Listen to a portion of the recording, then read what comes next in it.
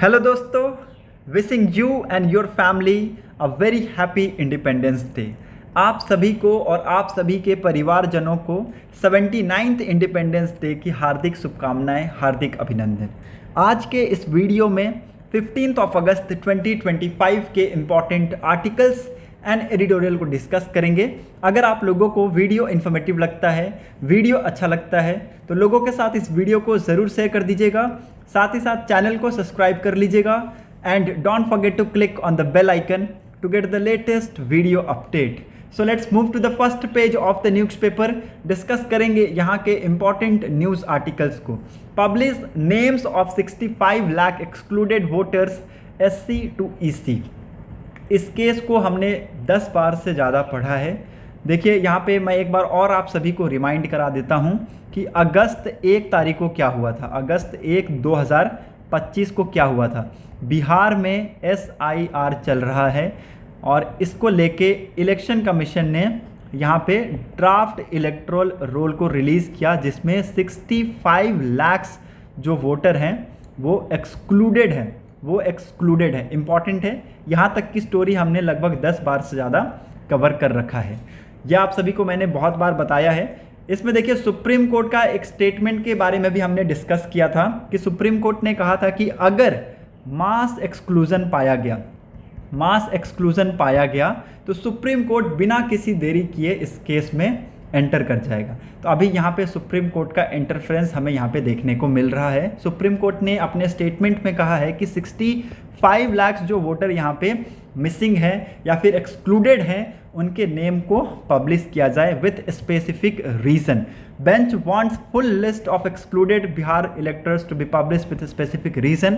It says voter not included in the draft roll can fill their objection by applying with a copy of their Aadhaar card. ठीक है, तो ये important है, इसको यहाँ पे लिख लीजिएगा। हमने इसके पीछे के रीजंस को भी डिस्कस किया है कि इलेक्शन कमीशन ने बताया है कि 65 लाख जो वोटर हैं उनमें बहुत से वोटर्स हैं जिनकी यहाँ पे डेथ हो गई है, कुछ तो यहाँ पे परमानेंटली माइग्रेट हो गए हैं, कुछ यहाँ पे अनट्रैकेबल हैं और कुछ का रजिस्ट्रेशन 2 या 2 से ज़्यादा जगह पे पाया गया है। तो ये सारी चीज़ें हमने पहले ही डिस्कस कर रखा है। यहाँ पे फ्रेश जो चीज़ें हैं उसको नोटिस करने का क्या है कि सुप्रीम कोर्ट ने कहा है कि इनके नेम को पब्लिश किया जाए with the specific reason. Moving on to the next important news. 40 killed, over 100 missing as cloudburst strike took place in Jammu and Kashmir. At least 40 people were feared dead and more than 100 people missing after a flash flood triggered by cloudburst hit Chatosti, a remote village in Kistawar in Chenab Valley of Jammu division. ठीक है, तो Thursday को हमें ये incident देखने को मिला। यहाँ पे बादल फटने की वजह से 40 लोगों की यहाँ पे डेथ हो गई है और लगभग 100 से ज़्यादा लोग मिसिंग है, जिसमें 2 CISF के जवान भी इंक्लूडेड हैं। और यहाँ पे देखिए rescue operation is on the way. अभी इस एरिया में रेस्क्यू ऑपरेशन को स्टार्ट कर दिया गया है और जो यहाँ पे मिसिंग पीपल है उनको यहाँ पे ढूंढने की कोशिश जारी है। Moving on to the next important news. यहाँ पर और कुछ है नहीं, so let's move ahead. Let's move to the fourth page में यहाँ नीचे की तरफ एक इंपॉर्टेंट न्यूज़ आया हुआ है। Bill amending Uttarakhand anti conversion law includes jail terms from 3 years to life. देखिए यहाँ पे ये जो बिल है इसको टेबल किया जाएगा मॉनसून सेशन में। Bill to be tabled in monsoon session of the assembly which is scheduled to begin from 19 August. Monsoon session कब से स्टार्ट होने वाला है? अगस्त 19, 2025 से स्टार्ट होने वाला है और उस टाइम पे इस बिल को टेबल किया जाएगा। State cabinet approve wide ranging provision in the more stringent freedom of religion amendment bill. Okay, तो इस बिल का नाम क्या होने वाला है? Freedom of religion amendment bill 2025।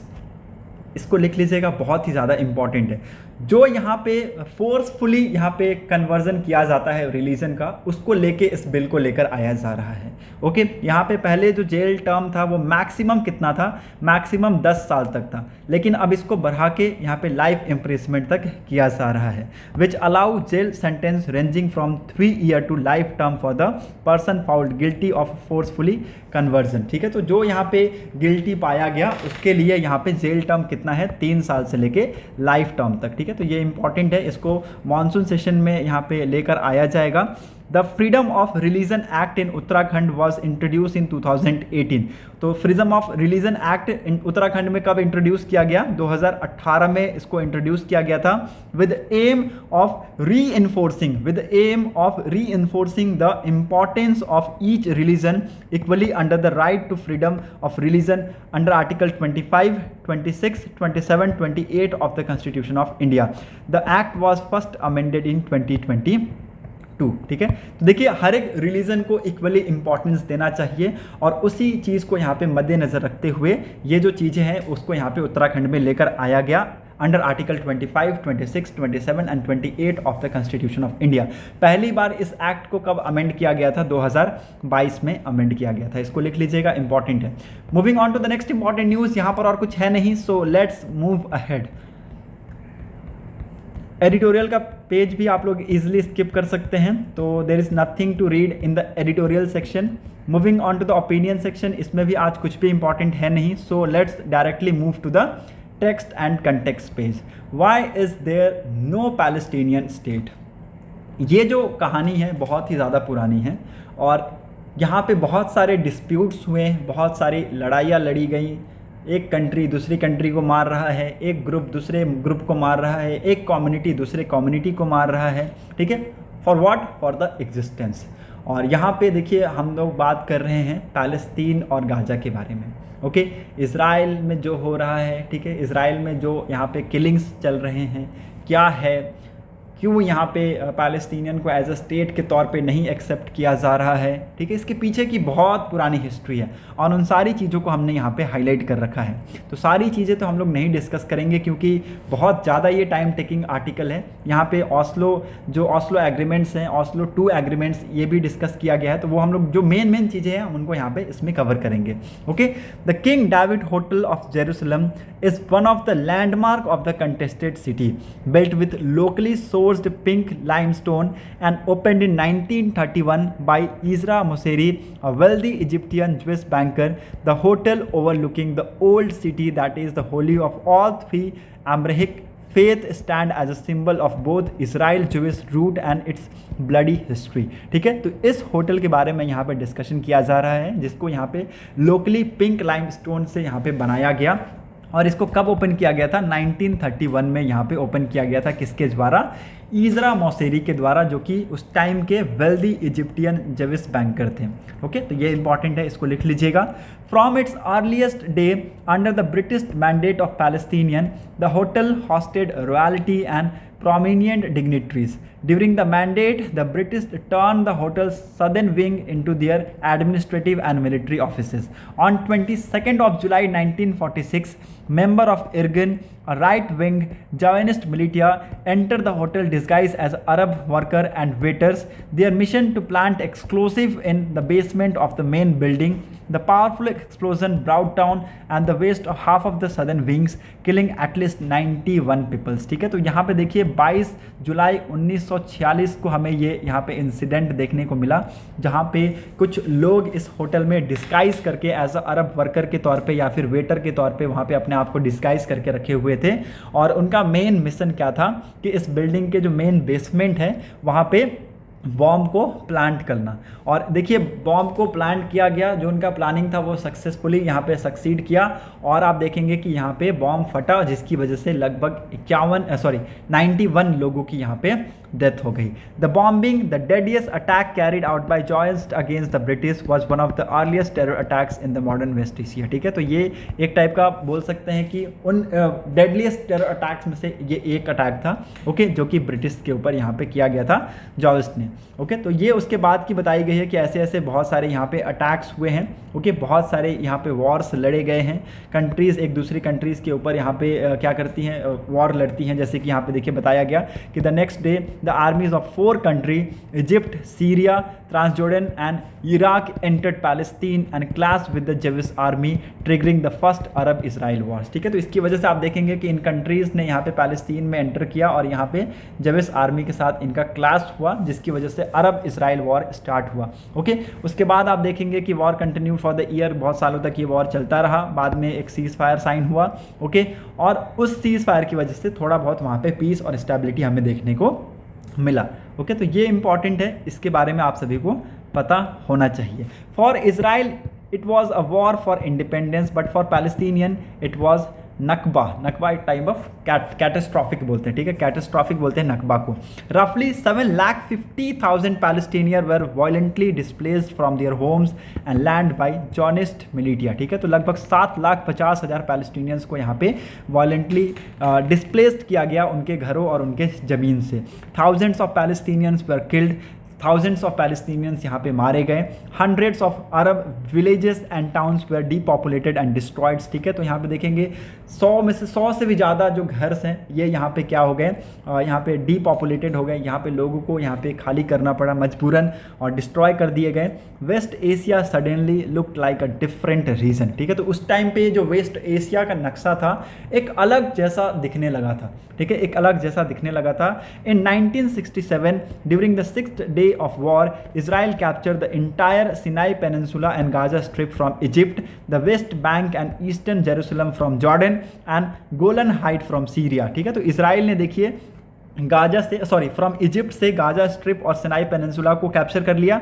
Okay, West Bank में आप देखेंगे यहाँ पे जॉर्डन से इन्होंने वेस्ट बैंक और ईस्टर्न जेरूसलम को कैप्चर कर लिया, और सीरिया से क्या कैप्चर कर लिया, गोलन हाइट को इन्होंने कैप्चर कर लिया। तो ये इजराइल का उस टाइम का यहाँ पे सक्सेस था। The UN partition plan promised 55% of historical Palestinian of Jewish state and Israel control some 75% after 1948 war and after 1967 war the whole Palestinian came under Israel controls, ठीक है। तो उस टाइम पे आप देखेंगे कि सारे जो पैलेस्टीनियन प्लेस थे वो यहाँ पे इजरायली कंट्रोल्स में आने लगे। ओके, तो पैलेस्टीनियन का आज के डेट में डिमांड क्या है, इंडिपेंडेंट स्टेट का with based on 1967 border green lines, ठीक है। तो उस टाइम के 1967 बॉर्डर ग्रीन लाइन के हिसाब से ये बोलते हैं कि हम एक इंडिपेंडेंट स्टेट हैं, which means the whole of West Bank, Gaza Strip and East Jerusalem, ठीक है। तो ये तीन मिला के ये बोलते हैं कि हम एक पैलेस्टीनियन स्टेट हैं और we are independent. Different Palestinian fraction including Fatah which runs the Palestinian authorities based in the West Bank and Hamas which is the main force in the Gaza Strip have either directly or indirectly accepted the 1967 agreements, ठीक है। तो ये important है, इसको भी यहाँ पे लिख लीजिएगा। देखिए यहाँ पे ऑस्लो 2 एग्रीमेंट की भी बात की गई है, ऑस्लो एग्रीमेंट्स के बारे में बात किया गया है, लेकिन उससे पहले जो यहाँ पे इजराइल ने 2 मेजर चैलेंजेस फेस किए हैं इस जंक्शन पे, उनको हम लोग डिस्कस करेंगे। पहला, growing difficulties in governing the Palestinian territories amid continuing protest, ठीक है। तो प्रोटेस्ट हो रहा था, उसके बाद भी अगर आप देखें तो यहाँ पे जो इजराइल है वो यहाँ पे गवर्न कर रहे थे और उनको यहाँ पे डिफिकल्टीज हो रहा था। दूसरा, the other reason was the global recognition the Palestinian leadership was drawing, ठीक है। तो यहाँ पे देखिए ग्लोबल जो रिकॉग्निशन मिल रहा था from which the Palestinian leadership was drawing, ठीक है। तो ये 2 मेजर चैलेंजेस थे फॉर द इजराइल, तो इसको यहाँ पे लिख लीजिएगा। नाउ ऑस्लो एग्रीमेंट क्या कहता है, according to the Oslo 2 agreement reached between Palestinian leadership and Israel in 1995, ठीक है। तो 1995 में ये ऑस्लो 2 एग्रीमेंट हुआ किसके किसके बीच में, पैलेस्टीनियन लीडरशिप के बीच में और इसराइल के बीच में। The West bank was divided into 3 area, ये लिख लीजिएगा, बहुत ही ज़्यादा इंपॉर्टेंट है पूरे आर्टिकल में। एक तो ये वाला पार्ट इंपॉर्टेंट था जो कि मैंने आप सभी को बता दिया, यहाँ से यहाँ वाला पार्ट इंपॉर्टेंट था, और तीसरा जो पार्ट इंपॉर्टेंट है वो ये है, ठीक है, वो ये है, इसको लिख लीजिएगा। ये बताया गया है कि ऑस्लो एग्रीमेंट में क्या क्या डिसाइड हुआ। According to the Oslo agreements area को 3 भाग में बांट दिया गया, वेस्ट बैंक को 3 भागों में बांट दिया गया, ए, बी और सी, ओके, ए, बी और C. Hebron, Nablus and Ramallah, Bethlehem and some town and villages that do not border Israel settlements are in A area, ठीक है। तो ए एरिया में कुछ ये जगह यहाँ पे इंक्लूड किए गए, which comprise some 18% of the West Bank, जो कि वेस्ट बैंक का 18% कंप्राइज करते हैं ये एरिया, ओके। एरिया बी में क्या था, एरिया बी में around 22% of the territory is under Palestinian civil administration while Israel retain exclusive security control, ठीक है। तो देखिए यहाँ पे एरिया बी में क्या था, लगभग 22% का टेरिटरी उनको यहाँ पे दिया गया, जो कि पैलेस्टीनियन सिविल कंट्रोल के, पैलेस्टीनियन सिविल एडमिनिस्ट्रेशन के पास था, ओके। और एरिया सी में क्या था, largest division of the West Bank, West Bank का largest division which is comprising some 60% of its territory, okay. तो ये इंपॉर्टेंट है, इसको भी लिख लीजिएगा। होप आप लोगों को यहाँ पे चीज़ें समझ में आ गई होंगी। बाकी इसके अंदर कोई भी चीज़ें इंपॉर्टेंट है नहीं, so you can easily skip all these articles, ठीक है। Moving on to the next important news, यहाँ पर और कुछ है नहीं, so let's move ahead. Operation Sindoor is an example of humanities fight against terrorism. ये यहाँ पे किसने कहा है, हमारे ऑनरेबल प्रेसिडेंट द्रौपदी मुर्मू जी ने कहा है कि operation Sindoor will go down in history as a example of humanity fight against terrorism. Okay, और इंडिया ने इसको बहुत ही अच्छे तरीके से कंडक्ट कराया। ओके, ये इन्होंने अपने यहाँ पे एड्रेस में कहा है to the nation on the eve of 79th independence day. Hope आप लोगों को यहाँ पे चीज़ें समझ में आ गई होंगी। मूव करते हैं नेक्स्ट इंपॉर्टेंट न्यूज़ की तरफ। 16 BSF soldiers get gallantry award for valour during Operation Sindoor, ठीक है। तो ये इंपॉर्टेंट है। The Union government on Thursday announced gallantry award for personnel of armed force, including those who played a key role in the success of Operation Sindoor. According to Defense Ministry, President Draupadi Murmu has approved 127 gallantry awards. लिख लीजिए, important है ये line, यहाँ से लेके यहाँ तक लिख लीजिएगा, इंपॉर्टेंट है। 127 गैलेंट्री अवार्ड अप्रूव किए हैं, 40 डिस्टिंग्विश सर्विस अवार्ड इंक्लूड किए हैं टू द आर्म्ड फोर्स और central armed police force personnels on the eves of independence day on Thursday. इसमें कौन कौन सी जो चक्र हैं, कौन कौन से मेडल्स इंक्लूडेड हैं? 4 कीर्ति चक्र हैं, 15 वीर चक्र हैं, 16 शौर्य चक्र हैं, 2 बार टू सेना मेडल है गैलेंट्री अवार्ड, 58 सेना मेडल्स हैं, 6 नौसेना मेडल्स है, 26 वायुसेना मेडल्स है गैलेंट्री, 7 सर्वोत्तम युद्ध सेवा मेडल है और 9 उत्तम युद्ध सेवा मेडल है और 24 युद्ध सेवा मेडल है, ठीक है। तो ये इंपॉर्टेंट है, इसको लिख लीजिएगा। 16 BSF पर्सनल्स को भी यहाँ पे अवार्ड दिया जाएगा for the bravest for the showing the bravest courage, ठीक है। तो ये इंपॉर्टेंट है, इसके बारे में आप सभी को पता होना चाहिए। Moving on to the next important news, यहाँ पर और कुछ है नहीं, so let's move ahead to the 16th page. Duration of the civil service exam can not be curtailed says UPSC. UPSC ने अपने स्टेटमेंट में कहा है कि ड्यूरेशन जो है सिविल सर्विस एग्जाम का, इसको कर्टेल नहीं किया जाएगा, मतलब कि इसको और शॉर्ट नहीं बनाया जाएगा, ठीक है। इसको आप सभी को पता है, सीएससी जो एग्जाम्स होते हैं 3 स्टेज पे होते हैं। प्रीलिमिनरी पार्ट जो कि ऑब्जेक्टिव टाइप होता है, मेन जो कि डिस्क्रिप्टिव, बेंस जो एग्जाम होते हैं जो कि डिस्क्रिप्टिव टाइप होते हैं, और आपका क्या होता है लास्ट में पर्सनालिटी टेस्ट, जिसको हम लोग इंटरव्यू के टाइम पे भी इंटरव्यू को भी बोलते हैं, ठीक है।